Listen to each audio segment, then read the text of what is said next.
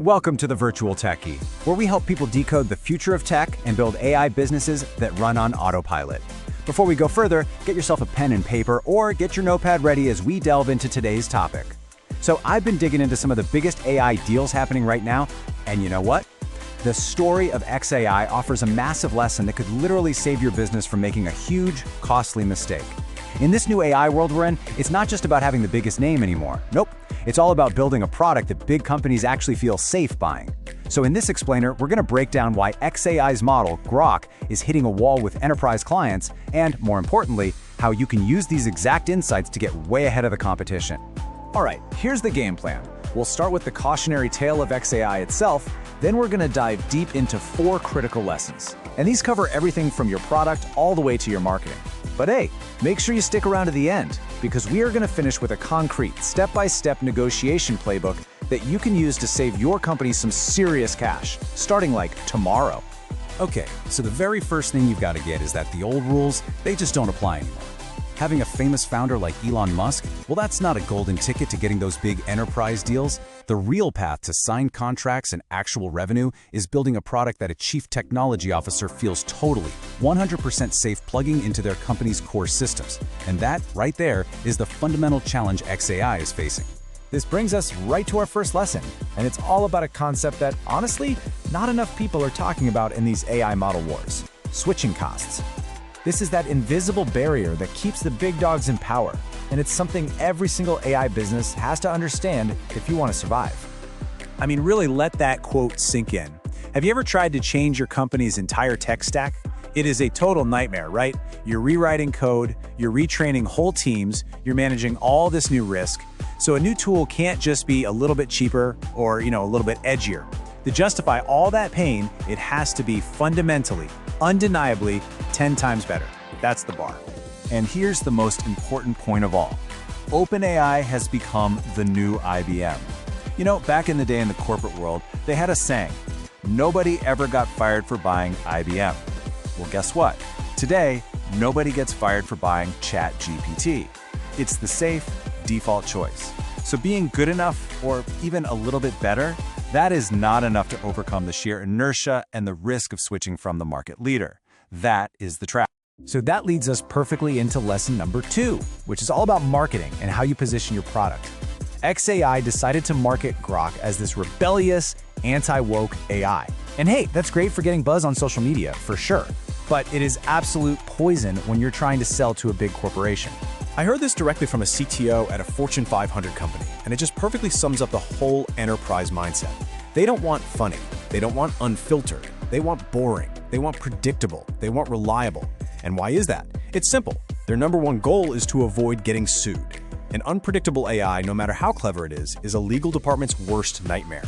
So here's a super simple 4-step process for positioning your B2B product.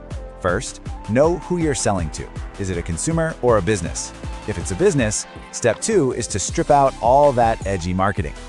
Step 3, and this is huge, prove you won't embarrass them with a lawsuit or a PR disaster. And finally, you have to prioritize what they actually care about: easy integration and rock-solid reliability. Because for a big company, reliability isn't a bonus, it's a core feature. Okay, lesson 3. This one reveals one of the most powerful advantages the big players have right now. See, they aren't just selling you access to a language model. No, they're selling you an entire interconnected ecosystem. Think of it this way. xAI is selling you a raw engine. Now, it might be a really powerful engine, but it's still just one part. OpenAI, on the other hand, is selling you the complete car. You get the engine, yeah, but you also get the vision tools, the voice mode, the assistance API, everything you need to tie it all together. Building something with OpenAI is just plain faster because all the pieces are already designed to work together perfectly. And in business, that speed is a massive, massive competitive advantage. And that leads us right into our 4th and final lesson. Hype does not equal revenue.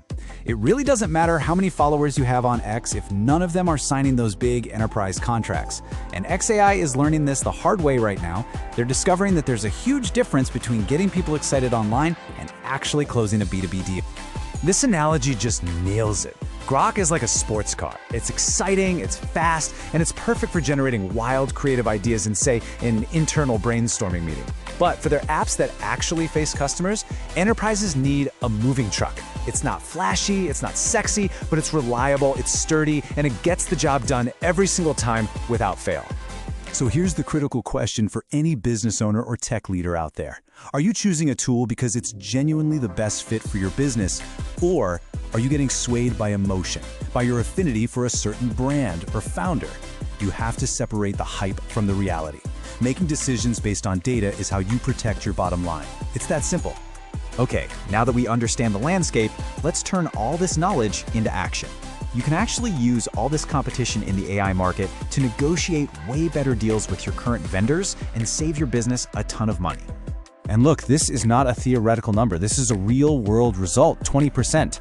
I recently used this exact knowledge of the competitive landscape in a negotiation for one of my own SaaS companies, and I successfully got the contract price down by 20%. Good business is all about leverage, and right now the market is just handing it to you. So here is a simple 3-step script you can literally use today. First, take the emotion out of it. You're not a band boy, you're a business person. Your line is, I love the tech, but the business case has to work. Second, give them the data. Acknowledge their strengths. You're more reliable, but also show them the competitor's price. But competitor X is cheaper. Then you just put the ball in their court. Bridge the gap for me. What can you do? That simple question just changes the whole conversation from a fixed price to a collaborative solution.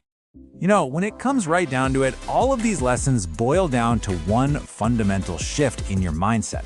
It's about prioritizing a clear strategy over just chasing the next shiny object. It's about making profit-first decisions that are driven by hard data, not by hype. And it's about using leverage over blind loyalty to make sure you're getting the absolute best deal for your business. So I'm going to leave you with this one question. Take a real hard look at your current AI strategy.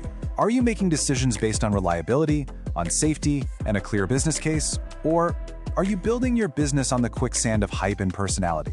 Because being precise in your decision-making, that's how you win this game. If you found this helpful, please like, share, and subscribe so the algorithm can recommend more of my content to you and other viewers as well.